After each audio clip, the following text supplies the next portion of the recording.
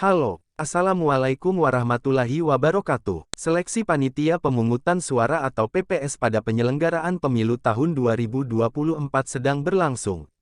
Kini telah berada pada tahapan tes tulis PPS Pemilu 2024, bagi mereka yang dinyatakan lolos pada tahapan tes tulis akan menjalani tahap berikutnya yaitu tes wawancara. Dijadwalkan tes wawancara akan dilaksanakan mulai tanggal 15 Januari hingga tanggal 17 Januari tahun 2023. Peserta yang mengikuti seleksi penerimaan PPS Pemilu 2024 diharuskan menjawab pertanyaan-pertanyaan wawancara untuk dapat dinyatakan lulus menjadi anggota. Dalam video kali ini, kami akan membagikan contoh soal wawancara calon PPS Pemilu 2024, namun sebelum lanjut ke videonya, jangan lupa untuk memberikan like, komen dan subscribe, agar channel Azam Tawakala terus berkembang. Selamat mengikuti.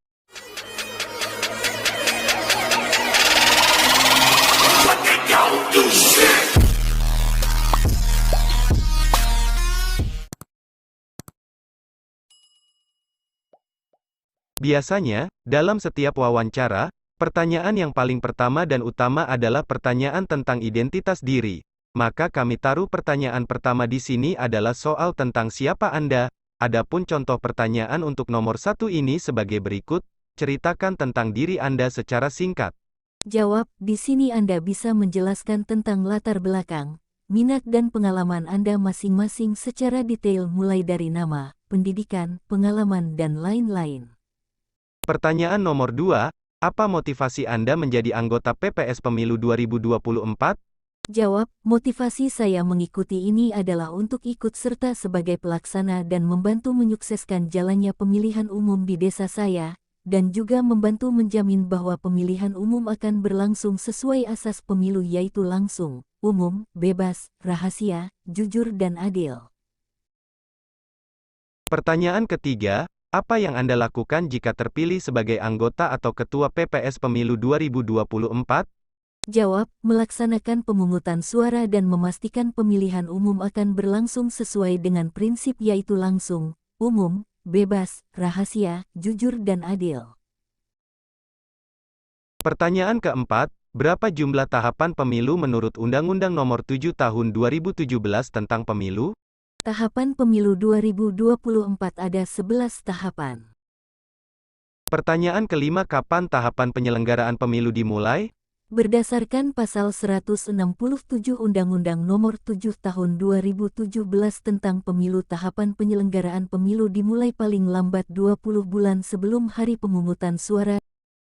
Pertanyaan keenam, berapa jumlah surat suara yang dicetak untuk pemilu?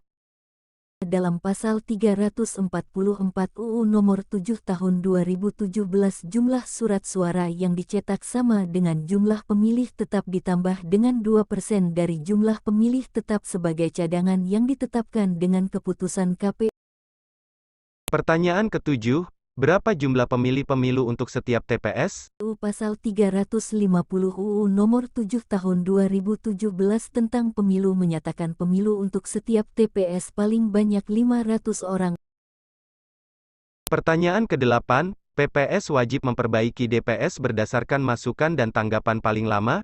14 hari sejak berakhirnya masukan dan tanggapan serta masukan dari Bawaslu Provinsi dan peserta pemilu tingkat daerah provinsi dalam proses rekapitulasi DPS di KPU Provinsi dan masukan dari Bawaslu dan atau peserta pemilu dalam proses rekapitulasi DPS di KPU.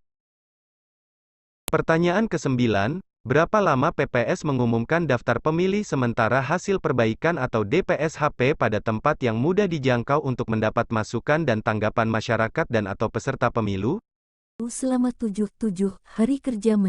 Pertanyaan ke-10, perbaikan daftar pemilih tetap atau DPT dilakukan dengan cara? Kerja mencoret pemilih yang tidak memenuhi syarat sebagai pemilih, melengkapi atau memperbaiki elemen daftar pemilih, dan menambah pemilih baru. Pertanyaan ke-11, berapa total dusun di wilayah domisili Anda? Sebutkan nama dusunnya.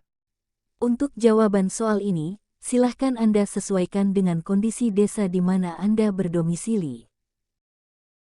Pertanyaan ke-12, berapa jumlah DPT di desa tempat tinggal Anda? Sebutkan secara rinci.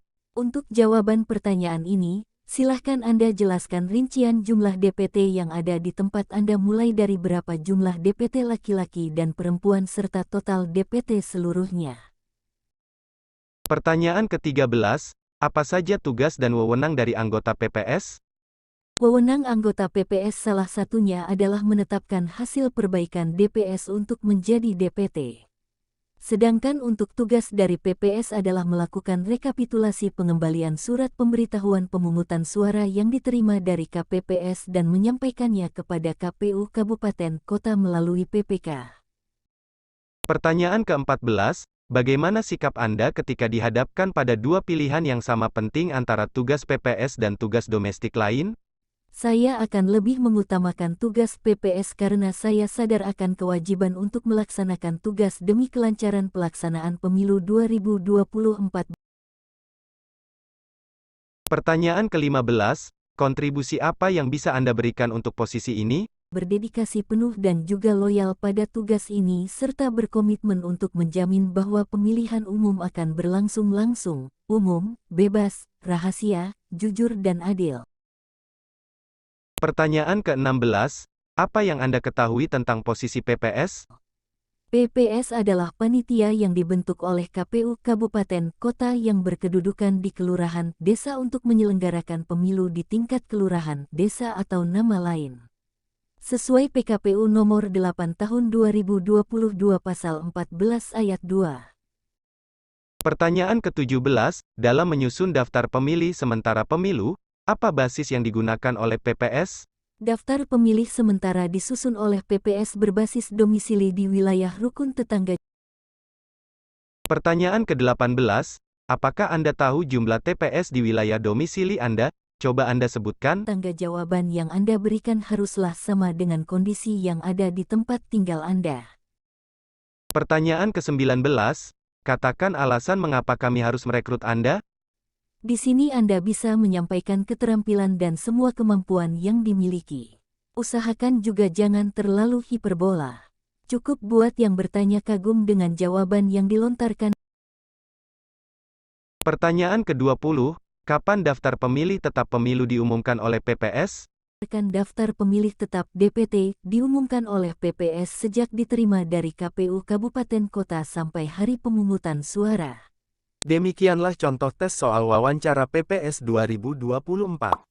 Semoga video ini dapat membantu Anda berlatih mempersiapkan diri sebelum ujian wawancara benar-benar dilangsungkan. Sampai jumpa di video-video berikutnya. Terima kasih. Wassalamualaikum warahmatullahi wabarakatuh.